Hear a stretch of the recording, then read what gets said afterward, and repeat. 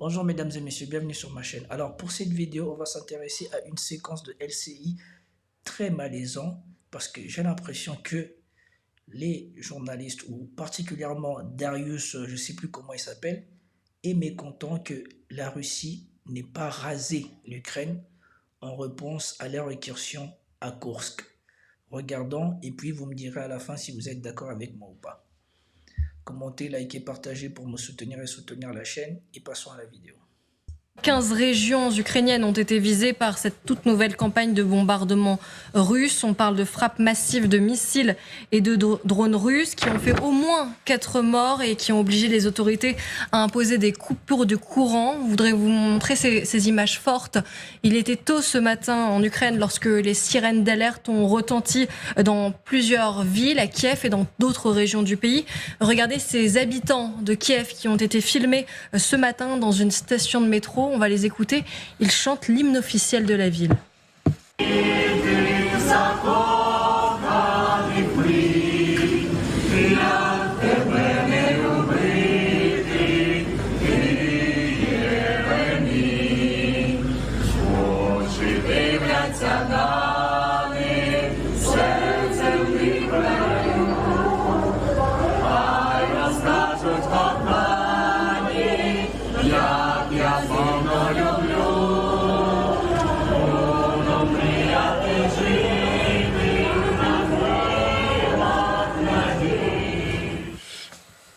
Pour cette séquence forte, on va aussi écouter certains de ces réfugiés qui étaient ce matin dans le métro de Kiev.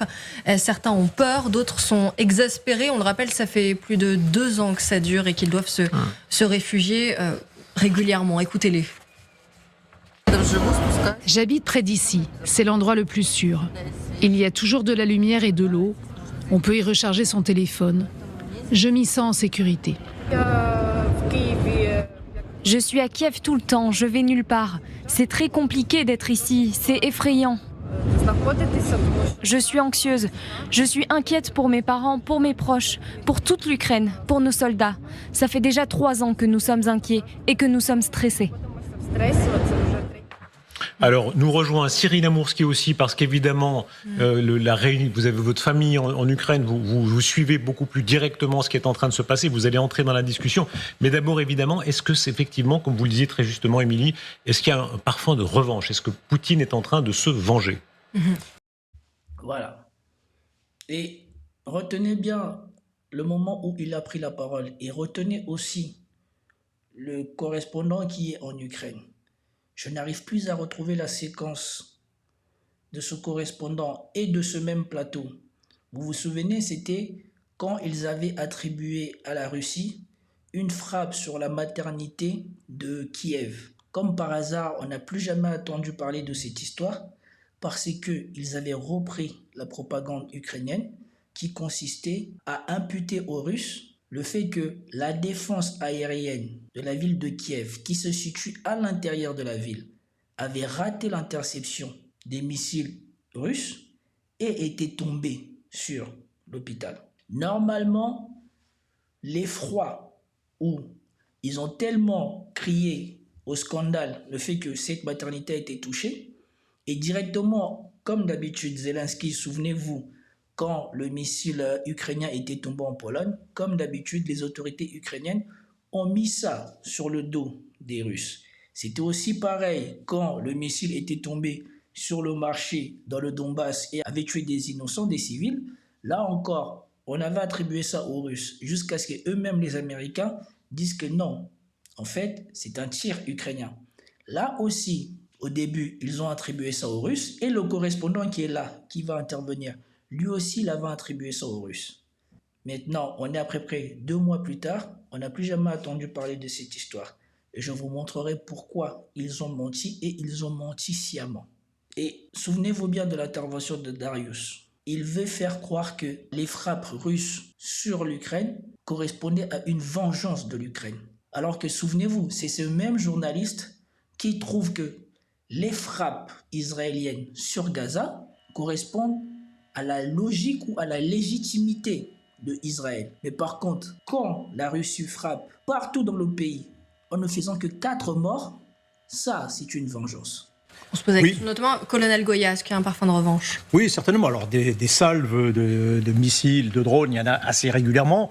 Celle-ci se caractérise surtout par son importance. Ça fait effectivement très longtemps qu'il y avait eu plus d'une centaine de missiles qui s'étaient abattus sur l'Ukraine. Et je parle même pas sur l'intérieur de l'Ukraine, je parle même pas des drones.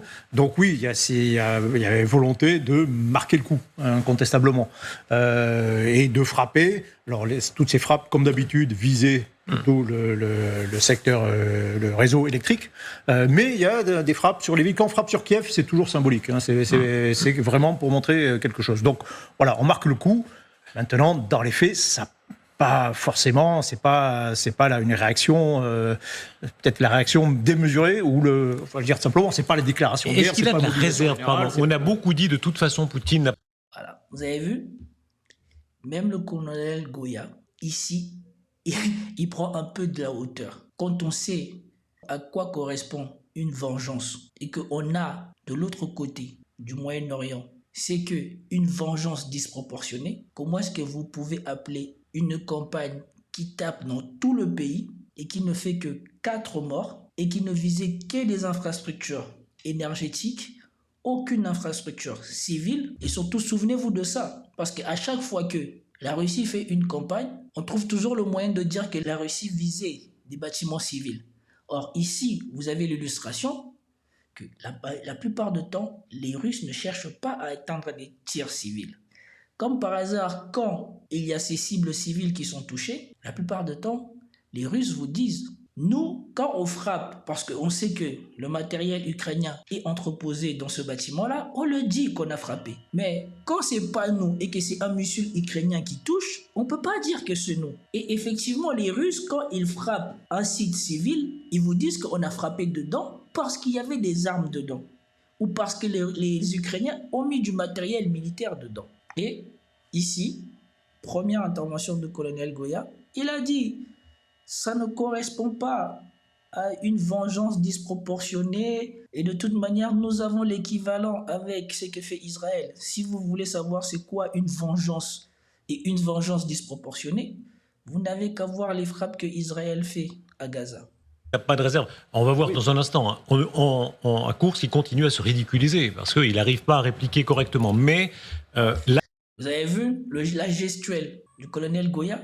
Ici, le Darius Machala, il a déjà son axe de propagande ou son axe du message qu'il veut faire passer. Et apparemment, les faits ne semblent pas aller dans son sens.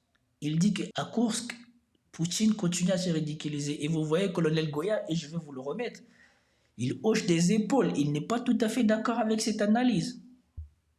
Je vous le remets.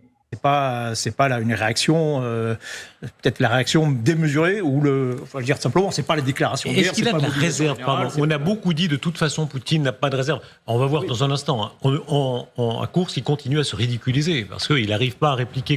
Vous avez vu la gestuelle, la mimique, le body corporel, il n'est pas d'accord avec Darius. Correctement. Mais là, visiblement, il a des moyens.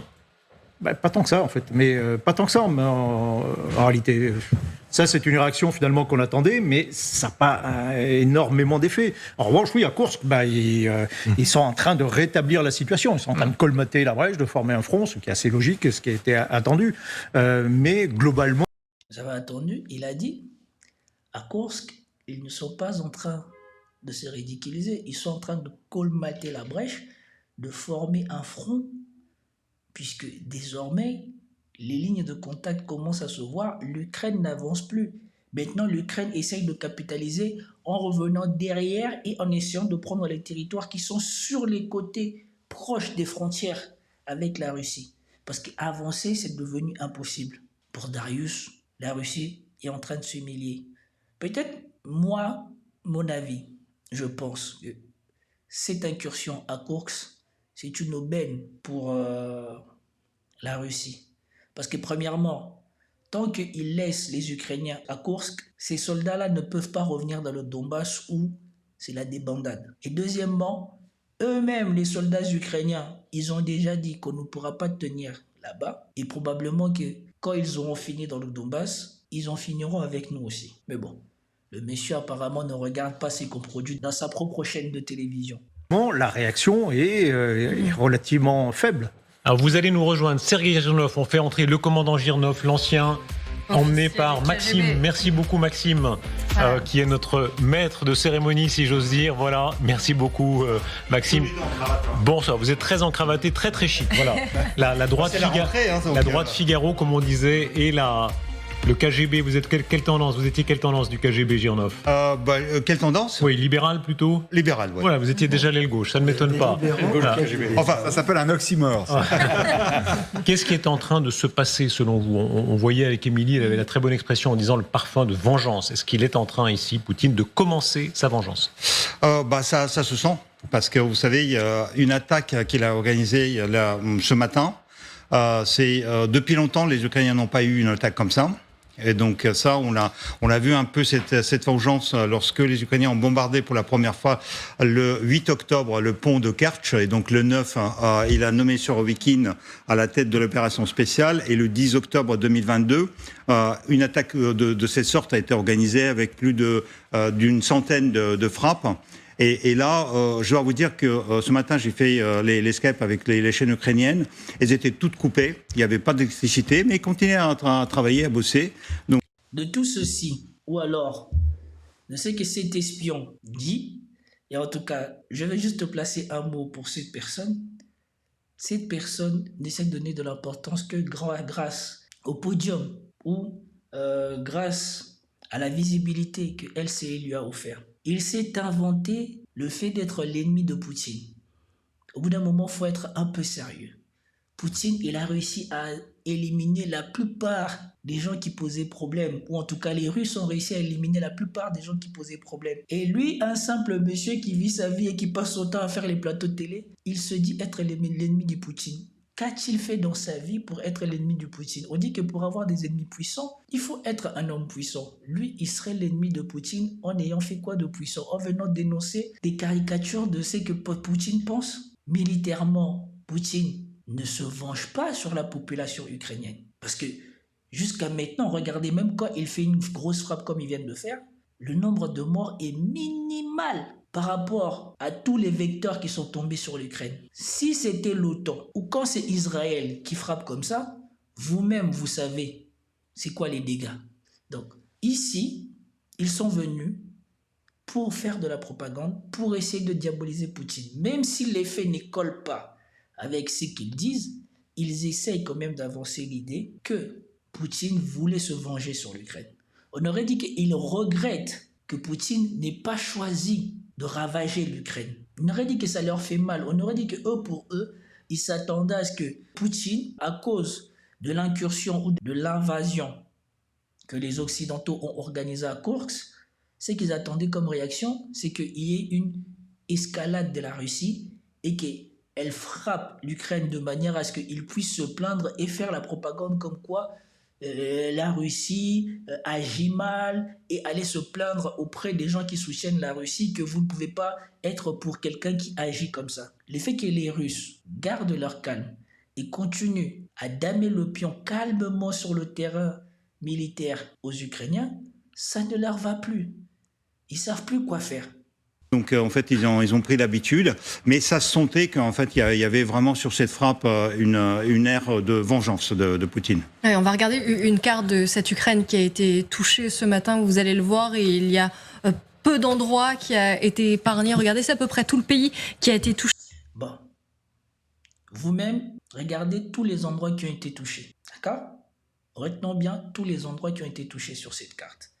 Écoutons ce qu'ils disent. On le rappelle, 15 régions ont été visées par cette campagne massive de bombardement. Avant d'aller voir Cyril Amourski, on vous montre juste une dernière image, une image de la télévision ukrainienne où vous allez voir une présentatrice qui est en train de faire son journal lorsqu'elle est plongée dans le noir. Не проти дипломатичного вирішення.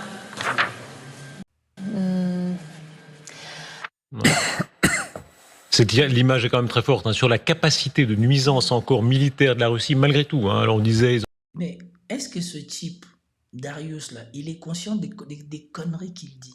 La capacité de nuisance encore des Russes. Alors que tous les analystes ont déjà dit que la Russie, pendant ces 2 années, a reformé son armée, a reconstitué ses effectifs et à évoluer et améliorer son armement. Et que sa machine de production, qui est largement supérieure à celle des Occidentaux, que la machine de production militaire russe est à sa pleine capacité et tourne à plein régime. Donc non seulement ils ont reconstitué les effectifs, ils ont reformé l'armée, ils ont reformé les process, ils produisent plus que les Occidentaux. Mais celui-là, il s'étonne que la Russie dispose encore de quoi faire la guerre. Mais si la Russie n'avait pas ça, la Russie serait déjà effondrée. On rappelle ici que tous les Occidentaux ont mis la main à la pâte pour l'Ukraine. La dernière fois, ils ont compté, l'Ukraine a reçu l'équivalent du plan Marshall. Le plan Marshall, c'est l'équivalent qu'on a mis sur la table pour reconstruire l'Europe.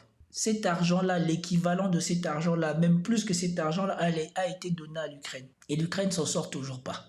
Donc, ça fait que là, ils ne savent plus où tirer de l'argent. Déjà, en partie, l'argent qui finance l'Ukraine provient des avoirs russes. Il n'y a plus d'argent. Continuons. Il y a visiblement, hélas pour les Ukrainiens, de ce point de vue-là, de la réserve. Cyril Amourski, comment est-ce que c'est reçu en Ukraine ? Disons que les Ukrainiens s'attendaient à ce qu'une attaque de ce genre puisse se produire dans les jours à venir, parce qu'on connaît effectivement le comportement de la Russie. Monsieur Girnov a parlé de l'attaque contre le pont de Crimée et la réponse qui a suivi juste après. Ce n'est pas la première fois en réalité qu'on voit ce type de choses. Après, est-ce qu'il y a forcément une corrélation, disons, entre les opérations ukrainiennes, que ce soit à l'est du pays ou que ce soit à Koursk? Pas forcément, parce que la Russie organise régulièrement des frappes massives sur le territoire ukrainien. Il y en avait également au mois de mai, et pourtant il n'y avait absolument aucune incursion ou événement particulièrement intéressant ou grave du point de vue russe. Et aujourd'hui, on a vu donc une frappe massive sur tout le territoire ukrainien. On a plusieurs morts, plusieurs blessés, et tout projectile confondu, il y a 236 missiles et drones qui ont été envoyés partout sur le territoire ukrainien. En fait, cette attaque, les Ukrainiens l'attendaient pour la journée d'indépendance qui s'est passée c'était avant-hier, je crois. Et mais comme il y a les chefs de gouvernement polonais et lituaniens qui étaient sur le terrain, donc en fait, en quelque sorte, ils ont protégé. Parce que Poutine n'a pas osé en fait bombarder Kiev à cette période-là, et là il attendait le lundi comme à l'époque de Surovikin. Oui, Cyril Amourski, juste une autre question. Est-ce que vous sentez le vent tourner, vous qui êtes constamment en contact avec des habitants ukrainiens, est-ce que certains commencent à craindre ce qui se passe notamment à Koursk et sur le territoire russe et se disent finalement c'est de la folie, Vladimir Poutine va répondre de façon ultra violente et on va le payer tôt ou tard? Ce n'est pas ce que j'ai entendu de la part. Bon, déjà, ici, vous voyez, ça, c'est les élucubrations des Occidentaux. Depuis que cette histoire d'opération spéciale a commencé en Ukraine, malgré toute la surenchère que les Occidentaux font en Ukraine, la Russie n'a jamais eu comme objectif de massacrer la population civile ukrainienne. Parce qu'on vous rappelle, si vous voulez voir c'est quoi des massacres, vous n'avez qu'à voir qu'est-ce qui se passe quand les États-Unis attaquent quelqu'un ou quand l'OTAN attaque quelqu'un. Vous allez vous rendre compte c'est qui les vrais monstres. Allez voir ce qu'ils ont fait en Irak. Le nombre de gens qui ont des tumeurs, le nombre de gens qui ont des problèmes aujourd'hui. Quel type d'armement ils ont utilisé là-bas? Vous n'avez pas attendu les Russes avoir utilisé les mêmes choses en Ukraine. Et je voulais revenir ici pour vous montrer l'illustration du mensonge de ce type et de Darius. Souvenez-vous quand ça s'est passé ça, il y a un mois. Écoutez bien. Bonsoir, colonel Goya. Bonsoir. Oui. Merci beaucoup d'être avec nous ce soir, consultant militaire pour LCI. Il faut qu'on en parle de ce qui s'est passé à Kiev, un hôpital pour enfants qui a été touché par une attaque aérienne russe de très grande ampleur. Les secours sont toujours à l'œuvre, alors que c'était il y a quelques heures maintenant, hier précisément, dans cet hôpital pédiatrique qui est absolument dévasté. Ce bombardement, l'un des plus meurtriers depuis le début de la guerre, c'est des condamnations qui se multiplient à travers le monde pour dénoncer l'attaque. C'est les membres du Conseil de sécurité des Nations Unies qui se réunissent aussi en ce moment pour convenir de l'attitude à adopter une fois de plus face à Moscou. Colonel, pour tenter de répondre, le Kremlin et ses propagandistes ont multiplié dans les heures qui ont suivi des explications. Différentes théories sont apparues. La première consistant à dire qu'il s'agissait d'un accident lié à la défense antiaérienne ukrainienne. Regardez ce que dit l'ONU, enfin plutôt écoutez ce que dit l'ONU. Nous avons évalué les facteurs qui suggèrent la probabilité qu'il s'agisse d'un tir direct d'un missile Kh-101 lancé par la Fédération de Russie. Les facteurs suggérant qu'il s'agit d'un tir direct sont basés sur des séquences vidéo qui montrent les spécifications techniques du type d'arme qui a été utilisé. Elles montrent que l'arme a directement touché l'hôpital et n'a pas été interceptée dans les airs. On va regarder la vidéo qu'on a le plus vue, et vous l'avez regardée certainement des dizaines de fois. On la regarde ensemble et pour vous, vous allez nous dire si effectivement tout indique que c'est une attaque directe et délibérée. Pour vous, ça ne fait aucun doute? Vous avez vu comment c'est passé vite? Ça passe tellement vite qu'ils pensaient que les gens n'allaient pas analyser cette vidéo. Mais ça tombe mal pour eux. Il y a eu des gens publics qui ont analysé cette vidéo. Et même si vous avez le temps, la vidéo s'appelle « Hôpital pour les enfants, la dernière horreur russe » de LCI. Elle date d'il y a 1 mois. Elle date plus précisément du 10 juin, vous pouvez voir. Si vous mettez au ralenti, vous verrez que le missile dont il parle n'est pas celui qui a touché l'Ukraine. Parce que moi, j'étais parti les chercher en partie. Bon, j'arrive pas à retrouver mes photos, les photos que j'avais prises ou les documents que j'avais pris. Mais de toute manière, il y a une séquence où on vous montre les différences entre les deux missiles. Heureusement que Xavier Moreau avait fait cette vidéo et j'avais gardé cette séquence. J'avais fait une vidéo sur ce moment, sur ce mensonge, mais j'avais pas eu le temps ni de l'éditer, ni de la publier.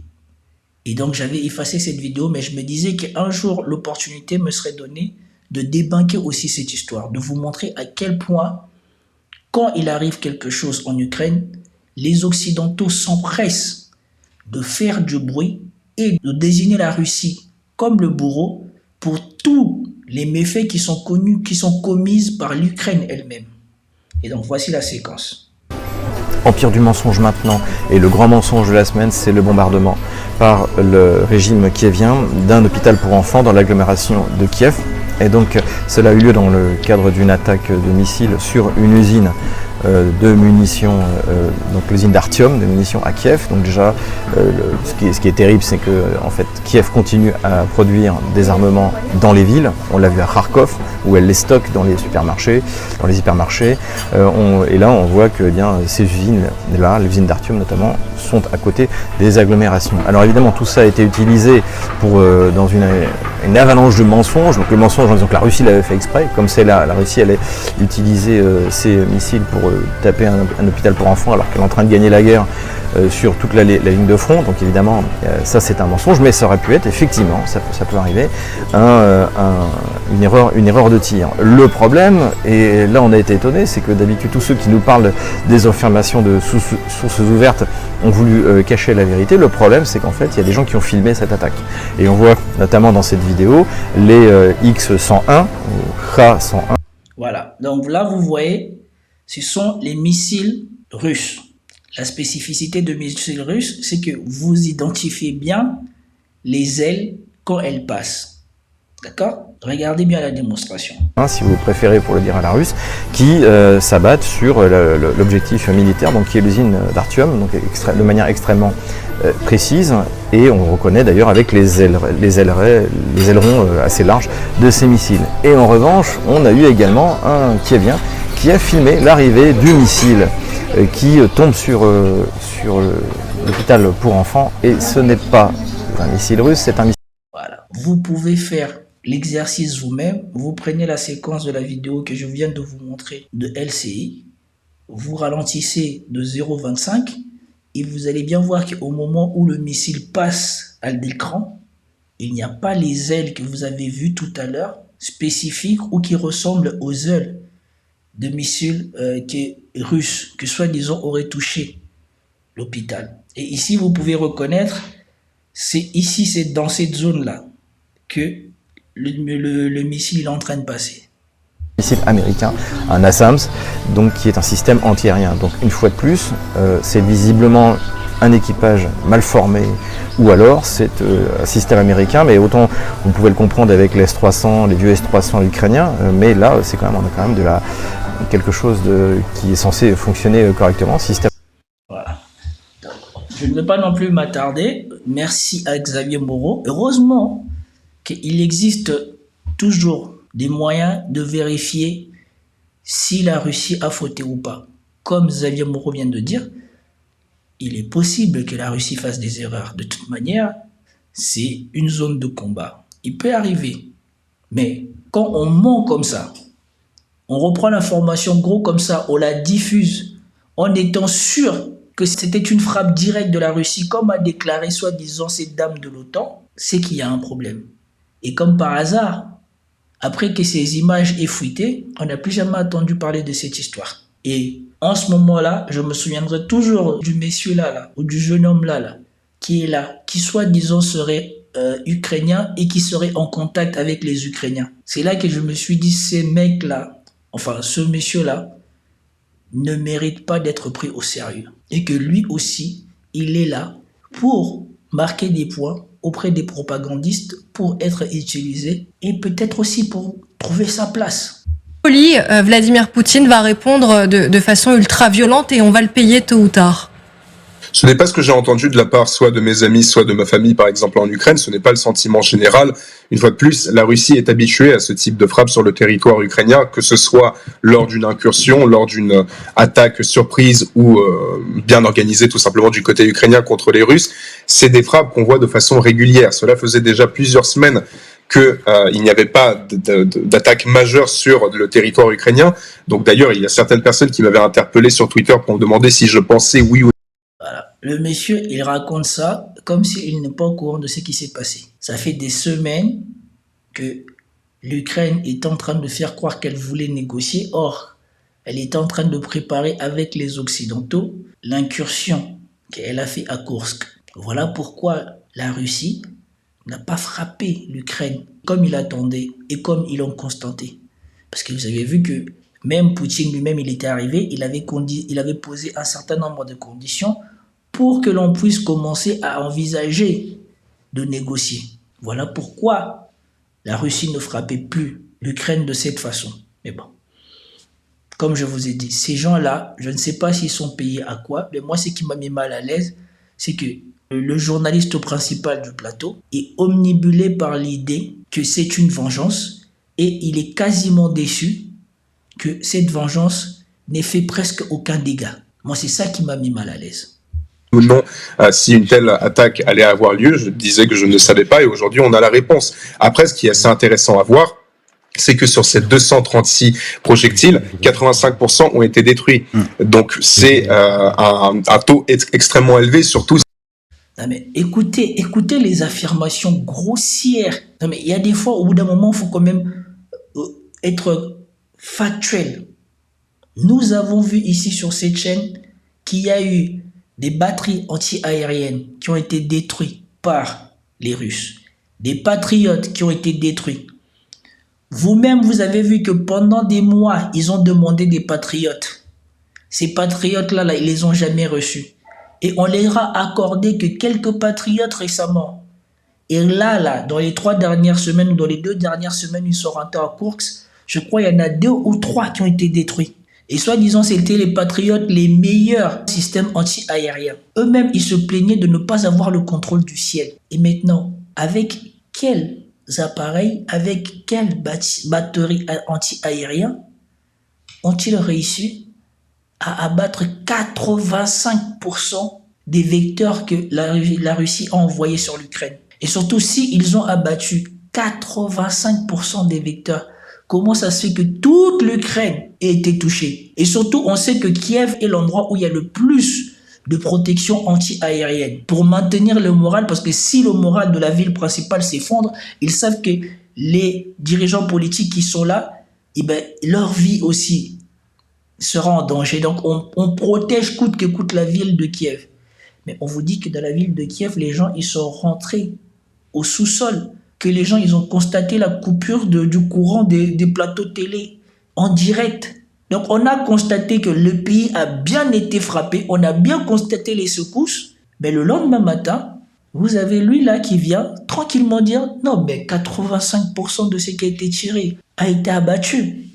Donc s'il y a 230 vecteurs qui ont été tirés et que tous n'étaient pas des missiles, d'accord? On va envisager. 85% ont été abattus. 10% de 230, c'est 23. D'accord? Donc ça nous reste 30 vecteurs. Donc avec 30 vecteurs restants, la Russie a réussi à toucher la totalité du territoire ukrainien et à infliger des dommages importants à la totalité de l'infrastructure énergétique ukrainienne avec 36 vecteurs qui ne sont même pas tous des missiles parce qu'en partie il y avait des drones et un peu de missiles. Au bout d'un moment, jusqu'où peut-on mentir? Même si on veut gagner sa place, jusqu'où peut-on mentir? Jusqu'où on peut prendre au sérieux ces gens-là? On aurait dit qu'ils ont jamais...